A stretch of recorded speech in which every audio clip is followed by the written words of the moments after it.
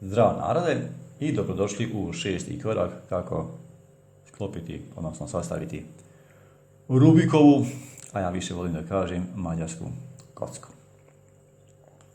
Dakle, posle 5. koraka uspjeli smo da dobijemo krst žute boje i šta smo rekli, moramo rotirati da nam se poklope dvije baze, recimo ovdje imamo poklopljenu zelenu i narančastu bazu. Evo vidite. Znači, posle 5. koraka može se desiti da se podudaraju dvije susjedne baze ili jedna iza druge. Znači, morate rotirati ovaj gornji dio dok se dvije baze ne podudare. Ako su se podudarale baze jedna iza druge, onda 6. korak, znači algoritam koji u 6. koraka morat ćete raditi 2 puta. Prvi puta da se podudaraju dvije susjedne baze, a drugi puta da se podudare sve baze, što je cilj našeg 6. koraka. Dakle, ako se podudaraju dvije baze jedna iza druge, onda kocku držite tako da ispred sebe držite jednu od baza koja je podudarana. A ako ste dobili da se podudaraju dvije susjedne baze, onda kocku držite tako da je jedna baza lijevo, samim tim druga će se naći iza.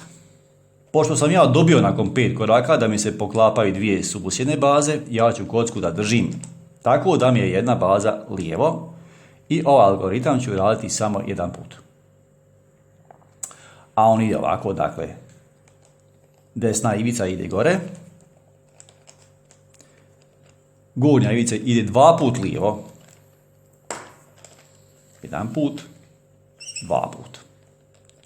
Spuštam desnu ivicu dole, vraćam gornju ivicu jedan put desno, desnu ivicu ponovo vraćam gore, gornju ivicu vraćam još jedan put desno i spuštam ovu desnu ivicu dole. I sada moram da rotiram ovu gornju ivicu dok mi se ne podudare sve baze.